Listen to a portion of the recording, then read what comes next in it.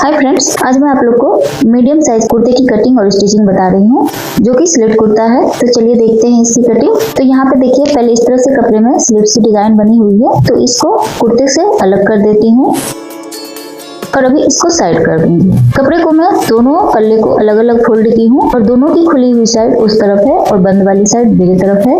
इसके दोनों फ्रंट और बैक दोनों में गले का डिजाइन बना हुआ है, इसलिए इसको इस तरह से मुझे फोल्ड करना पड़ा है। आप अलग से भी पट्टी जोड़ सकते हैं आगे में स्लिट बनाने के लिए, या फिर इस तरह से आप 2 इंची पे निशान लगा के कपड़े को फोल्ड कर दें। तो ये देखिए, मैं 2 इंची पे निशान लगा के इस तरह से कपड़े को फोल्ड कर दी हूँ और बैक के नेक से नेक मिलाते हुए बिल्कुल इसको बिठा दी हूँ।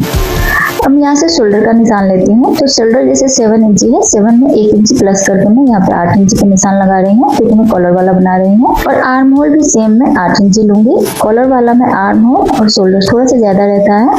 अब यहाँ से चेस्ट की मार्किंग कर लेते हैं। तो आपका जो भी चेस्ट का मेजरमेंट हो उसको डिवाइडेड बाई 4 करके उसमें 2 इंची एक्स्ट्रा लेके 10.5 इंची पे मैं निशान लगा रही हूँ और यहाँ से एक सीधी लाइन ड्रॉ कर दूंगी। अभी ऊपर से 14 इंची पे एक निशान दूंगी कमर के लिए और 21 इंच पे एक निशान दूंगी हिप के लिए। अभी इस कपड़े की जितनी चौड़ाई है मैं उतना पूरा फोल्ड कर चुकी हूँ, लेकिन जब भी आप फोल्ड करें जो भी आपका मेजरमेंट हो उससे 10 इंची एक्स्ट्रा लेके आप कपड़े को फोल्ड करें। अभी आर्म होल पर पहले लाइन ड्रॉ कर लेती हूँ।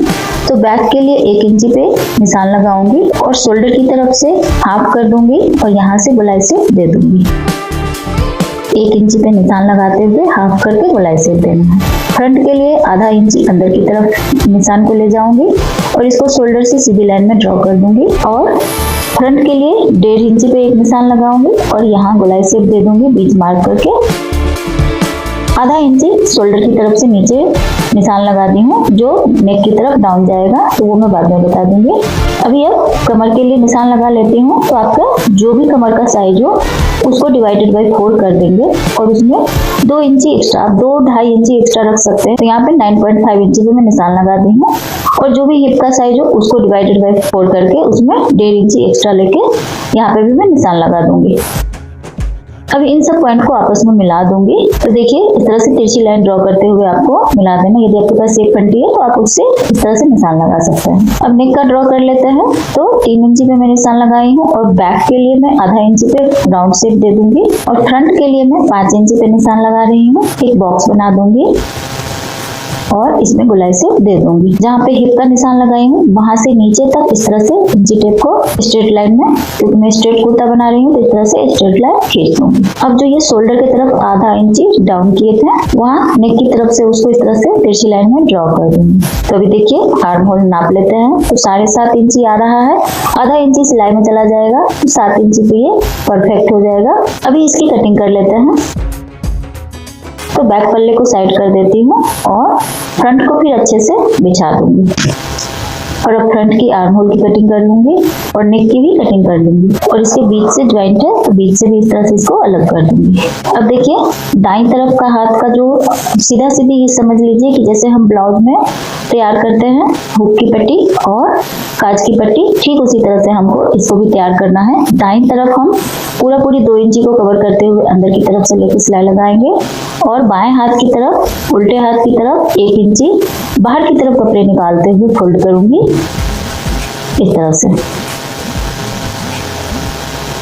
आप अलग से पट्टी जोड़ रहे हैं तो 2 इंची का पट्टी आप अलग से काट के इसमें जोड़ दें। मैं कपड़े में साथ में काटी हूँ तो सीधी हाथ की तरफ इसको अंदर लेते हुए जैसे हम बटन पट्टी बनाते हैं ठीक उसी तरह से इसको हमें बनाना है और यहाँ पे इस तरह से सिलाई लगाएंगे और उल्टे हाथ की तरफ 1 इंची बाहर निकालते हुए सिलाई लगाएंगे। तो अभी मैं इस पे सिलाई लगा लेती हूँ। ये देखिए, दोनों पट्टी में तैयार कर चुकी हूँ। अभी इसके शोल्डर को अटैच कर दूंगी।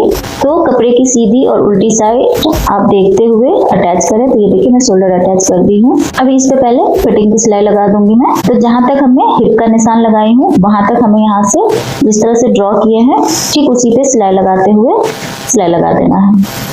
अब स्लीव्स की कटिंग कर लेते हैं। तो ये जो डिजाइन बनी हुई इसको साइड कर दूंगी और कपड़े को मैं फोल्ड की हूँ। तो देखिए, जब भी आप स्लीव्स के लिए कपड़े को फोल्ड करें तो जो भी आपका आर्म होल का साइज है उससे 3 इंची एक्स्ट्रा, तो 9 इंची पे मैं इसको फोल्ड की हूँ। लंबाई मैं पूरा ले रही हूँ, ये 11 इंच की लंबाई है इसकी।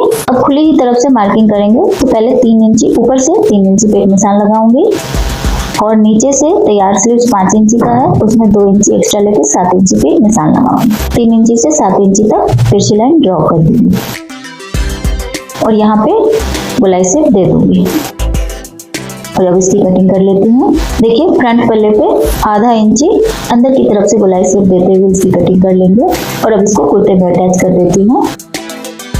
बीच पहले सेंटर मार्क कर लेते हैं। कुर्ते को भी उल्टे तरफ से रखी हूँ और स्लीव्स को भी उल्टे तरफ से रखी हूँ और इस तरह कॉर्नर से कॉर्नर मिलाते हुए इस तरह से यहाँ पे सिलाई लगा दूंगी। तो ये देखिए मैंने सिलाई लगा दी हूँ। अब यहाँ पर भी फिटिंग की सिलाई डाल दूंगी। तो 5 इंची पे एक निशान लगा दूंगी और यहाँ से आर्म होल तक तिरछी लाइन में ड्रॉ करते हुए और यहाँ पे सिलाई लगा दूंगी।